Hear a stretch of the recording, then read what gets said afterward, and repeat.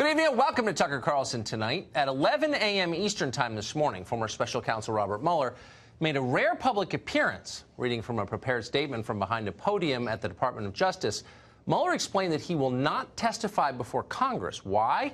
Because he's got nothing more to say. It's all in that 300-page report, which you can read online if you feel like it. So why bother giving the speech in the first place? Well, Robert Mueller had a message he wanted to deliver, not a message for you or me or the rest of the audience at home, but a message aimed at a very small group of elected officials in Washington. Years of investigations could not produce a criminal charge against Donald Trump, but, Mueller suggested, Congress could still step in. The opinion says that the Constitution requires a process other than the criminal justice system to formally accuse a sitting president of wrongdoing. A process other than the criminal justice system, end quote. That's how a 74-year-old Anglophile might describe impeachment. It didn't take Democrats long to decode that message. Some were already calling for impeachment and had been for quite some time. Those who hadn't been got on board immediately. Kamala Harris of California, who's running for president, tweeted this, quote, "What Robert Mueller basically did was return an impeachment referral. Now it is up to Congress to hold this president accountable. We need to start impeachment proceedings. It's our constitutional obligation."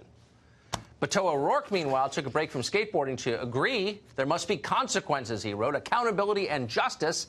The only way to ensure that is to begin impeachment proceedings. And then from their seats on cable news sets across New York City, America's opinion-generating class applauded heartily. This was vintage Bob Mueller. No questions, no bull. He speaks in measured but clear tones and style. That's the man Bob Mueller is. He's precise, he's factual, he's accurate. The man doesn't know the definition of hyperbole. This was a serious man making a serious point that the framers gave us a way to address a potentially lawless president. I think a lot of us have been very supportive of Mueller and what he's done. He's worked very hard and done a really good job.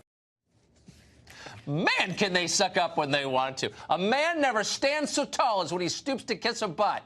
That's their motto. It's unbelievable. But you may be slightly confused listening to all this. Democrats are demanding impeachment, and as you just saw, the press strongly agrees with that. They love Robert Mueller. But what would the crime be exactly? What would the charges be in an impeachment proceeding? Would it be Russian collusion, the core charge? Well, as Mueller himself conceded, there's no evidence that ever happened. The first volume of the report details numerous efforts emanating from Russia to influence the election. This volume includes a discussion of the Trump campaign's response to this activity, as well as our conclusion that there was insufficient evidence to charge a broader conspiracy. Insufficient evidence, in other words, there was no crime. That's how it works. The same is true for obstruction. By Mueller's own admission, after 2 years, he and his subordinates were unable to find a criminal act. The report describes the results and analysis of our obstruction of justice investigation involving the president. If we had had confidence that the president clearly did not commit a crime, we would have said so. We did not, however, make a determination as to whether the president did commit a crime. Under long-standing department policy, a president cannot be charged with a federal crime while he is in office. That is unconstitutional. The special counsel's office is part of the Department of Justice, and by regulation, it was bound by that department policy. Charging the president with a crime was therefore not an option we could consider. Yeah, got that. Knew that, in fact. And just to be clear, prosecutors in civilized countries don't prove people innocent. They don't need to do that. That's the standing presumption that all of us have by virtue of our citizenship. Instead, prosecutors look for evidence of guilt. And if there is no evidence of guilt, a person is declared not guilty. That's how our system works. So when Mueller says he couldn't prove the president didn't commit a crime, it was an odd and striking and honestly kind of a bizarre thing to say. The bottom line is that the evidence Mueller gathered did not support charges of collusion or obstruction of justice.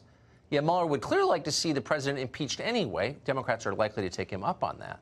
We're going to assess Robert Mueller's remarks from a number of different angles tonight, but we want to begin with the question of impeachment, because that was the point of what he said.